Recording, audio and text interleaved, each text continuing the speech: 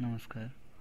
अब हम लोग पहुंच चुके हैं इस लिस्ट के 97 नंबर नॉवल परिणीता पे, जो 1914 में बंगाली भाषा में कलकत्ता में सेट करके लिखा गया है। शरत चंद्र चट्टोपाध्याय ने इसे लिखा है और ये 20वीं सदी के शुरुआती हिस्से को दर्शाता है। सोशल प्रोटेस्ट के बारे में ये दिखाता है और वो उस पीरियड की क्लास और रिलीजन को एक्सप्लोर करने की कोशिश करता है। ये एक लव स्टोरी है, दो रिश्तेदारों, अगल बगल में रहने वाले नेबर्स के बीच में दो लीड कैरेक्टर हैं, शेखर और ललिता। ललिता अपने गरीब अंकल के साथ रहती है, जिनकी 5 बेटियां हैं, जिनमें से 2 की शादी हो गई है।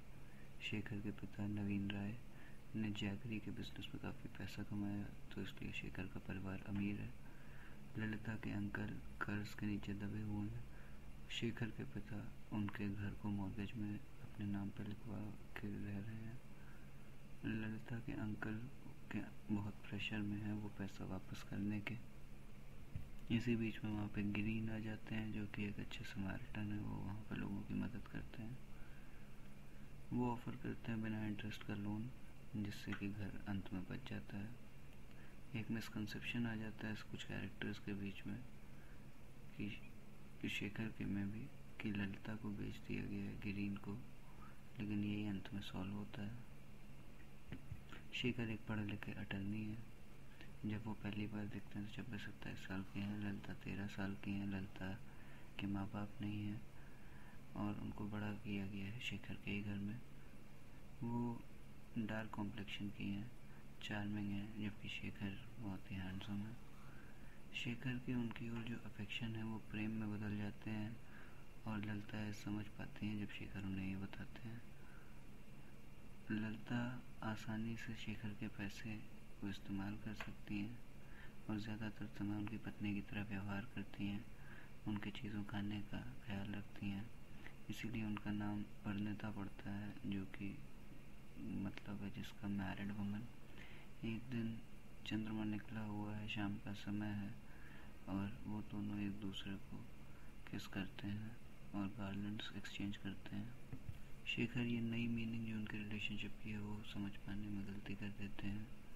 अंत में ये समझ में आता है कि उनसे मतलब गलती हो गई और वो जब अपनी मम्मी को असली रिलेशनशिप बताते हैं। गिरीन चारों से रिलेटेड है। ललिता की जो मित्र है वो अमीर है, कलकत्ता में बीए पढ़ते हैं और ललिता से उन्हें प्यार हो जाता है। वो उनके अंकल के परिवार की मदद करते हैं और अन्ना कली से शादी कर लेते हैं ललिता की जगह। वो एक सेल्फलेस लवर है और बहुत ही परफेक्ट कैरेक्टर है। वो सबको पसंद आते हैं जो नावल के अंदर है और बाहर भी। उनको मिसअंडरस्टैंड किया जाता है, शेखर कम से कम तो करता ही है।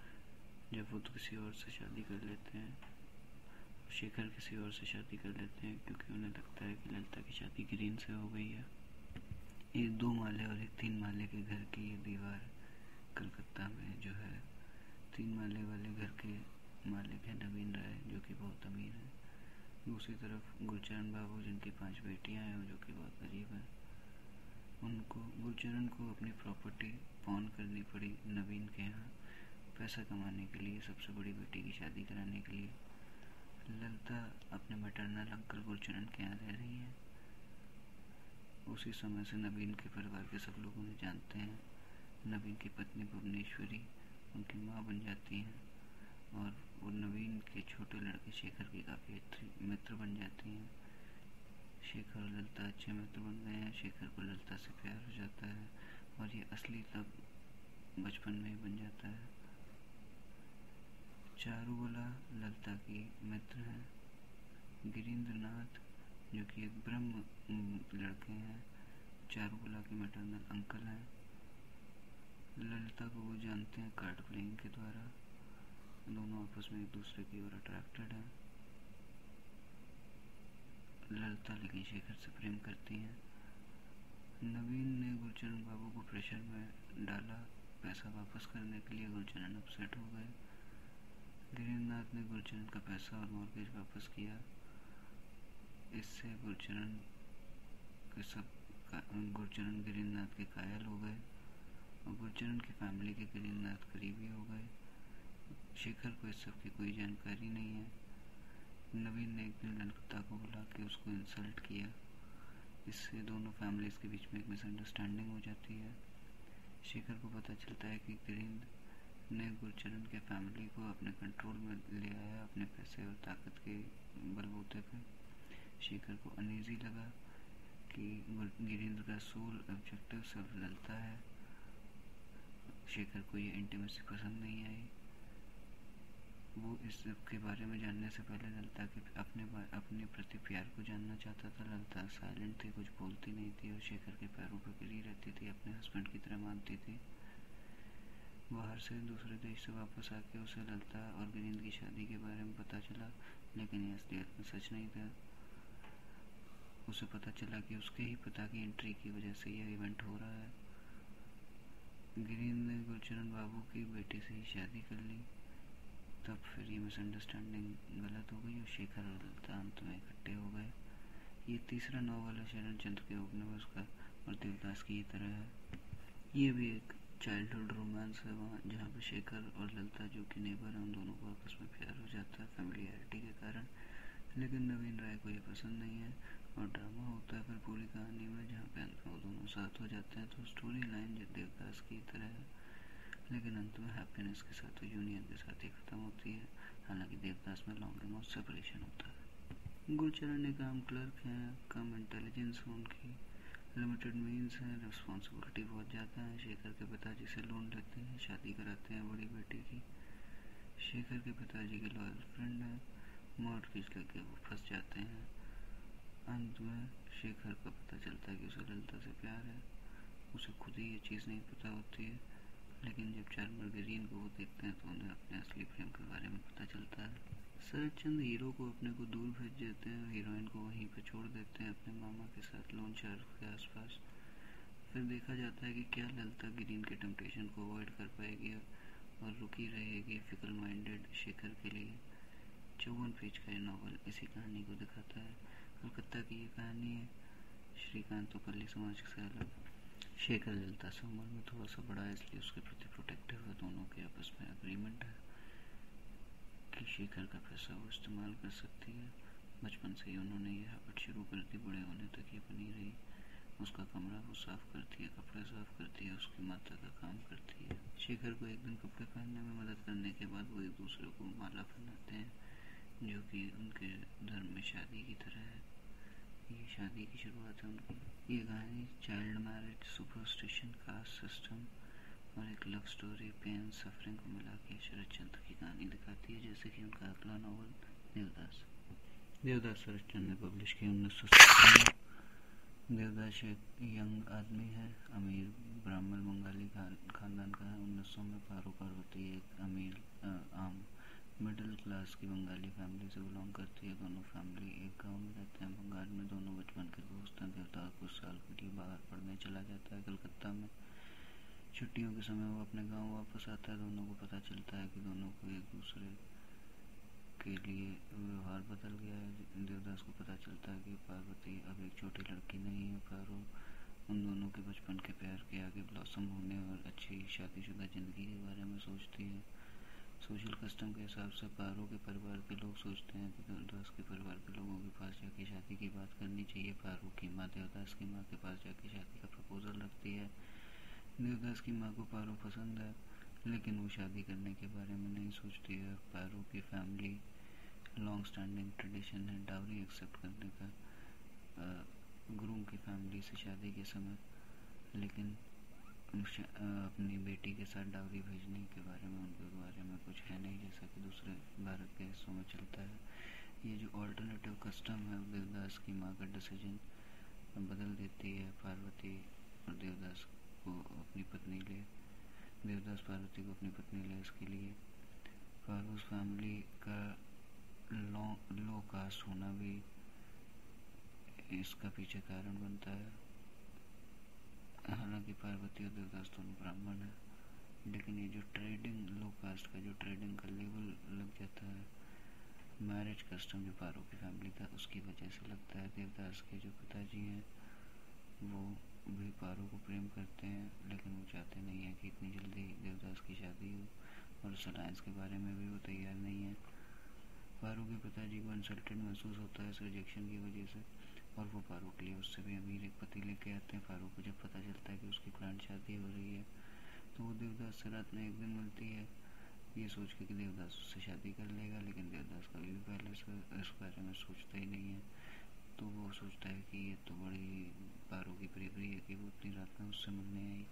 उसकी पेन भी वो महसूस करता है, लेकिन वो उसके कहता है कि वो पारो से शादी करेगा, अपने पिता से बोलेगा, लेकिन उसके पिताजी मना कर देते हैं। इसी कंफ्यूज स्टेट में देवदास कलकत्ता चला जाता है, और वो पारो को वहाँ से लेटर लिखता है कि वो दोनों सिर्फ मित्र हैं। कुछ ही दिन बाद उसे पता चलता है कि उसको और बोल्ड होना चाहिए था, अपने गाँव वापस जाना चाहिए था। पारो से बोलता है वो कि वो कुछ भी करेगा उनका प्रेम बचा के रखने के लिए। अब पारो की शादी के प्लान बनने लगे हैं, एडवांस स्टेज में जाने लगे हैं। वो देवदास के पास वापस जाने को मना कर देती है, और वो उसके कावर्डिस और वैसिलेशन पर उससे खफा हो जाती है। लेकिन वो एक रिक्वेस्ट करती है देवदास से कि जब तक वो मर जाए उससे पहले उसके पास वो वापस ना आए। देवदास ये बात के लिए उसकी बात मान जाता है। देवदास कलकत्ता चला जाता है, और पारो की एक विडोवर के साथ शादी हो जाती है। उनके पहले से ही 3 बेटे हैं। वो एल्डरली एक ज़मींदार है, उसके पास उसका घर है, वो खाली है, लस्तलेस है उसकी पत्नी के बाद, इसलिए उसने दोबारा शादी की। ज़्यादातर समय वो पूजा करने में बिताता है और जमींदारी करता है अपनी कलकत्ता में। देवदास का एक मित्र है चुन्नी लाल, जो उसे चंद्रमुखी से मिलवाता है। देवदास दारू पीने लगता है चंद्रमुखी के जान जाके, लेकिन चंद्रमुखी को उससे प्यार हो जाता है। वो उसकी देखभाल करती है। देवदास की तबीयत खराब होती जाती है क्योंकि वो बहुत ज़्यादा दारू पीता है और बहुत दुखी है। तो वो एक तरह की सुसाइड की ओर बढ़ने लगता है। उसके अंदर पारो और चंद्रमुखी का कंपैरिजन लगातार बढ़ता जाता है। पारो से वो बिट्रेड महसूस करता है, हालांकि वो ये ध्यान नहीं देता है कि वो उससे प्यार करती थी और हमेशा ऐसा बोलती थी। चंद्रमुखी ऐसा बोलती है उससे, उससे बताती है कि वो उससे प्रेम करती है, लेकिन जब वो सोबर होता है तो वो चंद्रमुखी को नहीं पसंद करता है, उसकी प्रेजेंस भी नहीं पसंद करता है। लेकिन वो जब नशे में होता है तो वो सारे प्रेजुडिस भूल जाता है, और चंद्रमुखी को ये पता चल जाता है। उसको बहुत दुख होता है, ये वो धीरे धीरे झेलती रहती है। उसने उससे लेकिन उसे प्यार हो जाता है इमलेस देवदास से। अब उसे हमेशा के लिए उससे प्रेम रहेगा। लेकिन वो देखती है कि वो मरने वाला है, तो देवदास वापस पारो से मिलने जाता है अपना भाव पूरा करने के लिए। उसके दरवाजे की सीढ़ियों पे ही रात में ठंडक में उसकी मौत हो जाती है। उसकी मौत सुनते समय पारो उसकी तरफ दौड़ के आती है, लेकिन उसके घर परिवार के लोग उसको जाने से रोकते हैं और दरवाजे में अड़ंगा लगाते हैं। ये पूरा रास्ता सोसाइटल कस्टम जो बंगाल में सन 1900 में चल रहे थे उनको दर्शाता है। इसीलिए अंत में हैप्पी एंडिंग नहीं होती है इस लव स्टोरी की, और इसी तरह के कस्टम्स अंत में जीत जाते हैं। देवदास मुखर्जी और पारो जो कि तलशोनापुर में रहते हैं, वो प्रोटैगनिस्ट हैं, और सपोर्टिंग कास्ट में चंद्रमुखी एक डांसिंग गर्ल है। ये कंपैरिजन दोनों के बीच में लगातार दिखता रहता है। पारो और चंद्रमुखी जो है लाइव और ह्यूमन महसूस होती हैं। शरद चंद्र का जन्म 15 सितंबर 1886 पे देवनंदपुर में हुआ था, हुगली में। उनके पिता मोतीलाल चट्टोपाध्याय ड्रीमर और आइडलर थे, रेगुलर जॉब करते थे। उन्होंने अपनी नॉवल और कहानियाँ कभी पूरी नहीं कर पाए। इमेजिनेशन लव लिटरेचर शरद चंद्र के पास आया। उनकी पत्नी भुवन मोहिनी के 5 बेटे हुए। वो डेयरिंग और एडवेंचर लविंग बेटे थे। उनकी स्कूलिंग इनफॉर्मल गांव की पाठशालाओं में ही हुई। उन्होंने एंट्रेंस एग्जाम, पब्लिक एग्जाम पास किया, फर्स्ट आर्ट्स की। टीन एजेस में ही उन्होंने लिखना शुरू किया, फॉर्मल स्टडीज़ पूरी की, दोस्तों के साथ एक्टिंग की, खेल खेले, गेम खेले, और काफ़ी नॉवल स्टोरी उसी समय लिखे। 1893 में वो बर्मा गए। वहाँ पे उन्होंने रेलवेज में ऑडिट ऑफिसर का काम किया। वहाँ पे रहते हुए उन्होंने अपनी पहली पत्नी शांति से शादी की, लेकिन वो हर्ट हुए। 1 साल का बेटा उनका प्लेग में मर गया। दूसरी बेटी मोक्षदा हिरमोइनी जिनका नाम था, उन्होंने रंगून में शादी की और उनको लिखना पढ़ना सिखाया। वो उनसे 23 साल ज़्यादा उम्र तक रही। भारत के फ्रीडम स्ट्रगल और INC की कलकत्ता ब्रांच में भी वो इन्वॉल्व थे। University of Deccan